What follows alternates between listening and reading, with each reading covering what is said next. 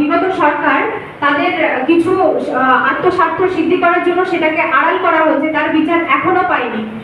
সবাই সবার মতো ভাবে মোমবাতি মিছিল, ব্ল্যাক পতাকা দেখানো, এগুলো সবাই আমরা করছি, কিন্তু ভেবে দেখুন কোথাও না কোথাও কিন্তু আমাদের মতাদর্শ কিন্তু একটা, লক্ষ্য একটা, কিন্তু আমাদের চলার পথ কিন্তু আলাদা। তো সেই চলার পথে যদি আপনাদের আমাদের সবার যদি একই সাথে চলি, তো আমাদের লক্ষ্যে পৌঁছানোটা সহজ হবে। যেমন আমাদের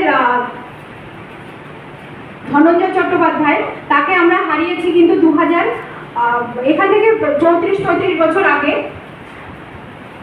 তাকে আমরা হারিয়েছি। তাকেও কিন্তু 14 বছর জেল খাটার পর তার ফাঁসি দেওয়া হয়েছে। তার সাথেও কিন্তু বিচারের নামে প্রহসন করা হয়েছে। তথাকথিত মুখ্যমন্ত্রী বুদ্ধদেব ভট্টাচার্যের স্ত্রী মীরা ভট্টাচার্য বিচার ব্যবস্থার বাইরে একটা প্যারালাল বিচার ব্যবস্থা করে তাকে এতটাই নির্মমভাবে তার মৃত্যু প্রার্থনা করেছে। আমরা কাউকে সৃষ্টি করতে পারি না, কিন্তু তার মৃত্যু প্রার্থনা করতে পারি। এটাও একটা কিন্তু নারকীয় ঘটনা।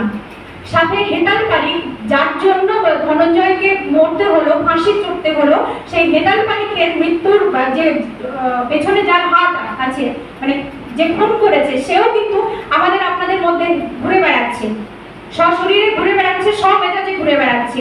তো আমাদের আপনাদের সবারই উচিত তাকে, সেই হত্যাকারীকে খুঁজে বার করা। শুধু তাই নয়, সাথে ফাঁসুরের নাটা মল্লিক, তারও কিন্তু উনি তো এখন নেই, ওনারও আত্মা কিন্তু শান্তি পায়নি। শোনা যাচ্ছে যে উনি ধনঞ্জয় চট্টোপাধ্যায়ের ফাঁসি দেওয়ার পর কিন্তু উনি আর ফাঁসি কাউকে দেননি। তারপর আফসোস করে ওনার শারীরিক অবস্থার অবনতি ঘটে, উনি সেইখান থেকে অকালে উনি দেহত্যাগ করেন। তো এখানে দেখুন, আমরা বাঁকুড়া গেছি ছাতনায়, তো সেই পরিবারকে নিয়ে ব্যবসাও করা হয়েছে।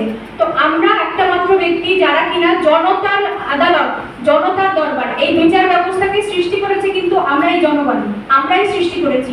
তো প্রথম সেই বিচার ব্যবস্থার আগে আমাদের এই জনতা, আপনাদের আমাদের সবার মধ্যে সবার রায় নেওয়া উচিত। আমাদের কাছে তথ্য প্রমাণ সবই আছে।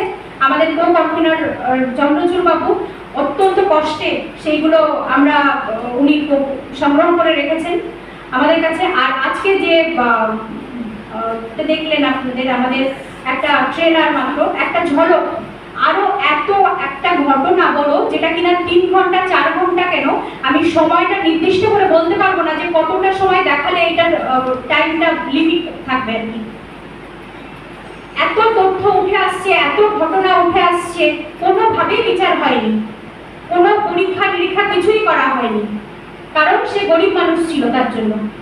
তো যাই হোক, আজকে আর বেশি সময় আমি নেব না। জনতার আদালতে এই বিষয়টি তুলে ধরতে চলেছি। জনতার আদালতে আমরা প্রথম এই বিষয়টি তুলে ধরে তাদের জনতার রায় নিয়ে আমরা হাইকোর্টে অ্যাপিল করব, যাতে আমরা ধনঞ্জয় চট্টোপাধ্যায় শুধু না, আমরা এরকম লাখ লাখ ধনঞ্জয় হেতালপারেক, অভয়া কিন্তু প্রতি লাখ লাখ রয়েছে, শুধু একটা ধনঞ্জয় একটা হেতালপারেক নয়। তো আসুন, আমরা কিন্তু আরো একটি বিশেষ ঘোষণা আমি করে দিচ্ছি। আমাদের এই ন্যায় বিচার মঞ্চ, যেটা হিন্দু মহাসভার লিগাল সেল, তারই একটা part Dhananjay Chattopadhyay case repent মঞ্চ। তো এইটার একটা আমরা কিন্তু জেলা ভিত্তিক আমরা জনতার আদালত রাখবো। সেখানে এটা লাগতে পারে আপনাদের বাণিজ্যিকরণ, কিন্তু না, মানুষের কাছে আজকাল অ্যাডভোকেটসরা যেভাবে লুটে নিচ্ছে, কেউ গায়ে নেবেন না, আপনারা কেউ অ্যাডভোকেট থাকতেই পারেন, সৎ অ্যাডভোকেটরা রয়েছেন, কিন্তু মানুষকে ডিস্ট্রাক্ট করা হচ্ছে, সঠিক গাইডলাইন মিলছে না। তো তার জন্য আমাদের সোশ্যাল অ্যাক্টিভিস্টরা রয়েছেন, তারা ওখানে কোঅর্ডিনেট করবেন, দক্ষ অ্যাডভোকেটস দিয়ে তাদের কেসটা যাতে ড্রাইভ করা যায় সেজন্য আমরা বন্দোবস্ত করব। এই আজকের থেকেই তার একটা 4 স্টেপ শুরু, যে জনতার আদালত আমরা পশ্চিমবঙ্গের প্রত্যেকটা ডিস্ট্রিক্টের প্রত্যেকটা ভিলেজগুলোতে, গ্রামগুলোতে আমরা করব। তো সেইগুলো আমরা আগামী দিনে আপনারা খবর পেয়ে যাবেন। তো আজকে আর বেশি সময় কথা বলবো না, ধন্যবাদ।